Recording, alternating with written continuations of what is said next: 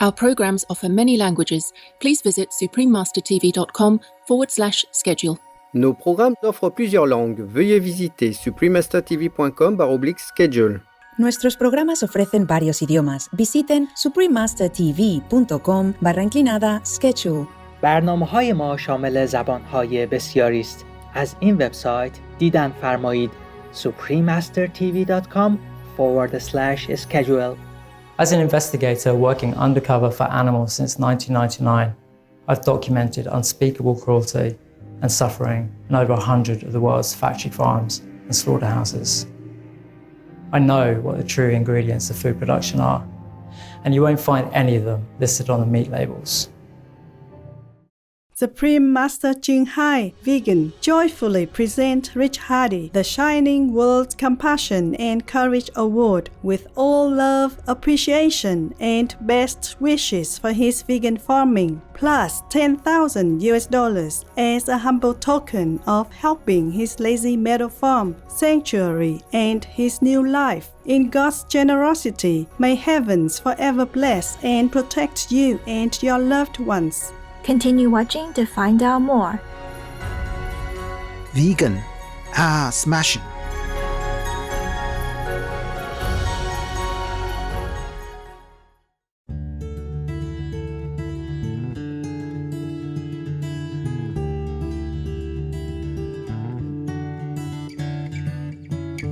Greetings, inspiring viewers.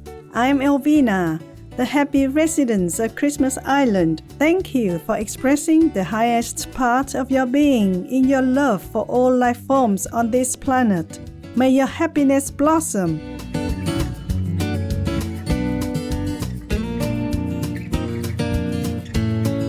Welcome to our program, The Secret Hero, Rich Hardy Vegan, Part 2 of 2. Warning: sensitive images. In our previous episode, we learned how Rich turned from a campaigner to an undercover investigator.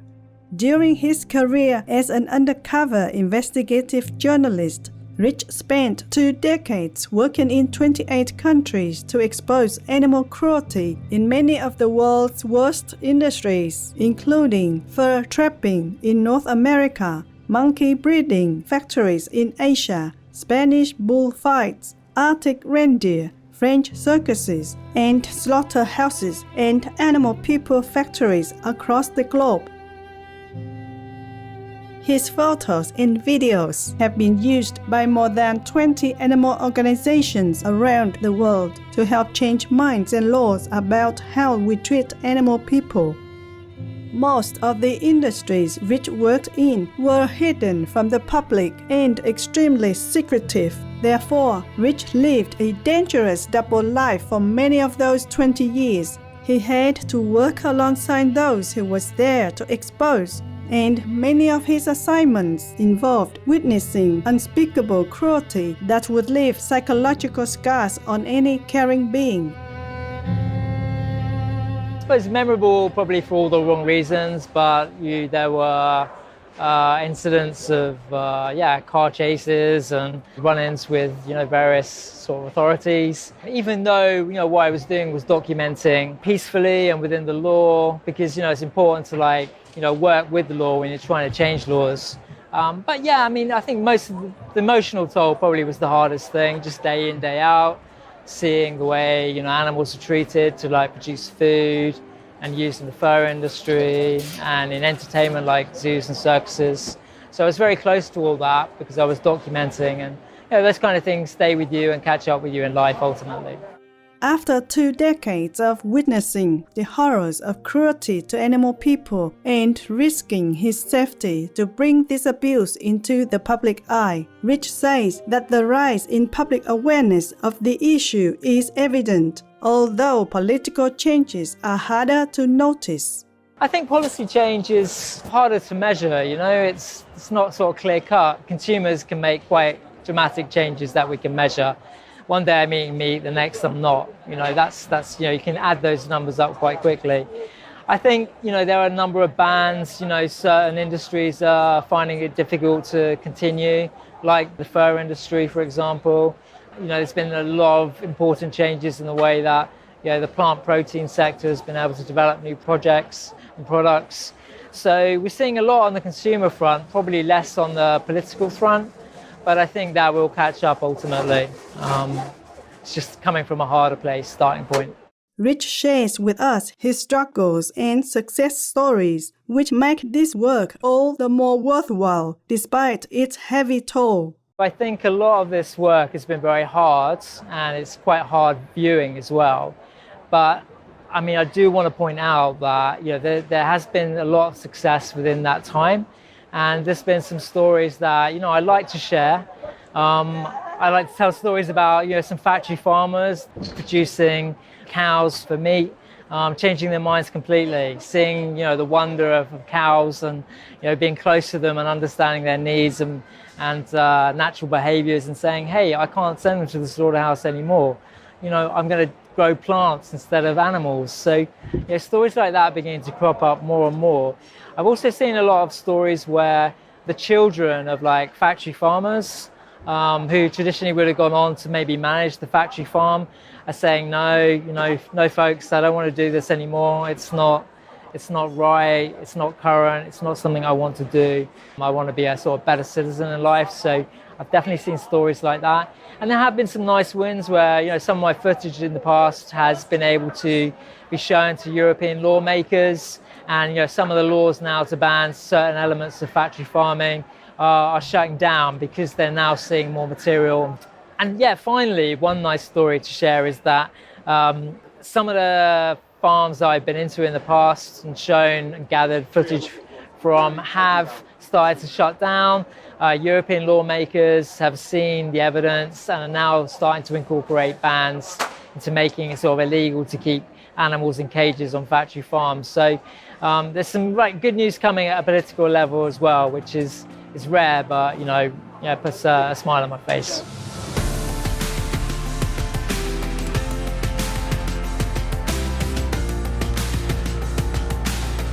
The governments have been slow to act on behalf of the animal people and the planet, but we pray this will soon reach the tipping point as the cries from the educated public for a better way are growing louder. That evolution, if you like, has been really interesting seeing.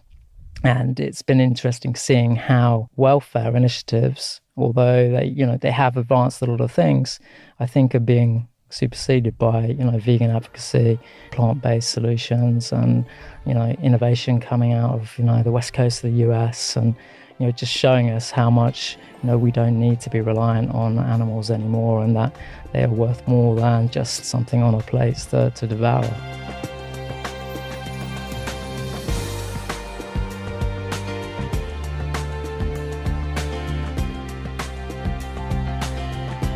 At present, Rich has retired from undercover investigative work, but is no less involved in trying to bring about positive change.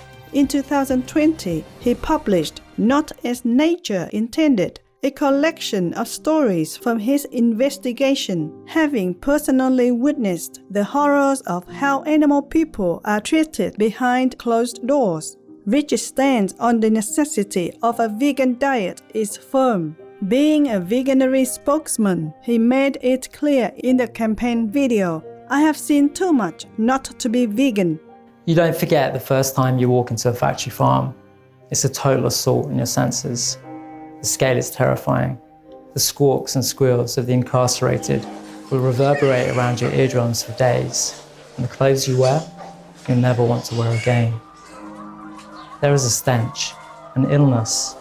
It's a system that's sick.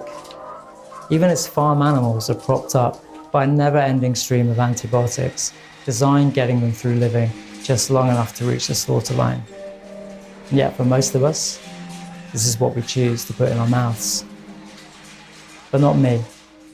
As an investigator working undercover for animals since 1999, I've documented unspeakable cruelty and suffering in over 100 of the world's factory farms and slaughterhouses. I know what the true ingredients of food production are, and you won't find any of them listed on the meat labels. Stress, sickness, violence, and pain are the unavoidable byproducts of getting farm animals onto plates. I've seen it firsthand. In fact, I've seen too much to be anything other than vegan.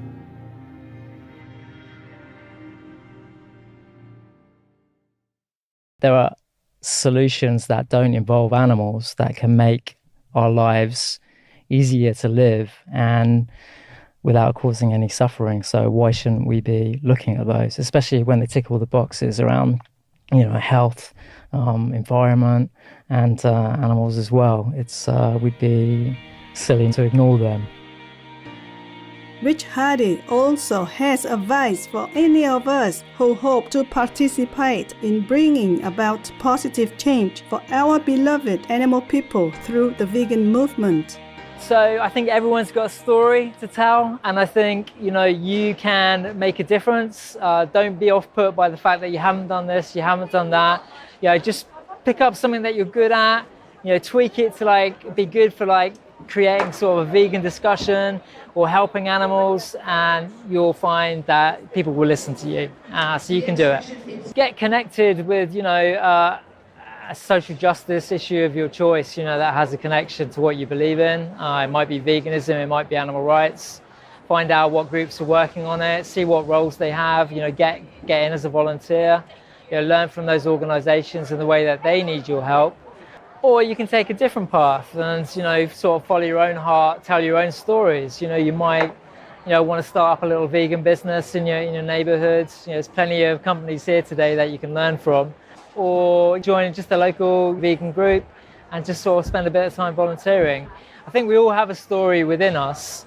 It's just maybe just finding that, adapting it, and sort of finding the courage to tell it sometimes, to get your feelings out into the world so others can learn. Rich was awarded the Special Recognition Animal Hero Award by the Daily Mirror in 2019 for his dedication to animal people. Currently, he is a happy vegan farmer running Lazy Meadow Farm, a small farm and micro-sanctuary for rescued animal people in West Cornwall. He also coordinates the Vegan Society's Community Network, a grassroots-focused, volunteer-led campaign program. A heartfelt thank you, Rich Hardy, for your sacrifice and brave, heroic efforts to help our innocent animal friends in this desperate time of need. God is watching and blessing you and your loved ones abundantly. Supreme Master Ching Hai Vegan joyfully present Rich Hardy the Shining World Compassion and Courage Award with all love, appreciation, and best wishes for his vegan farming, plus $10,000 as a humble token of helping his Lazy Meadow Farm, sanctuary, and his new life. In God's generosity, may heavens forever bless and protect you and your loved ones. Supreme Master Ching Hai is deeply grateful to the most merciful, beloved God for all the financial help, comfort, and support to the afflicted and needy and/or any good cause over the years as a humble vessel for His compassion and love toward His precious children. To learn more about Rich Hardy Vegan, please visit richcampaigns.myportfolio.com. In our world today, it is precisely a plant-based diet that is truly consonant with the most sublime teachings of Judaism and of the highest aspirations of our heritage. The Honorable Rabbi David Rawson, KSG, CBE Vegan. Cheerful viewers, thank you for being here with us today. Coming up next is Make Peace with Animal People, Turn Vegan, Make Peace with Humanity, No More War, Part 6 of 6 on Between Master and Disciples. May all beings on our beautiful earth enjoy respect, peace, and protection in God's grace. Our programs offer many languages. Please visit suprememastertv.com/schedule and suprememastertv.com/VE.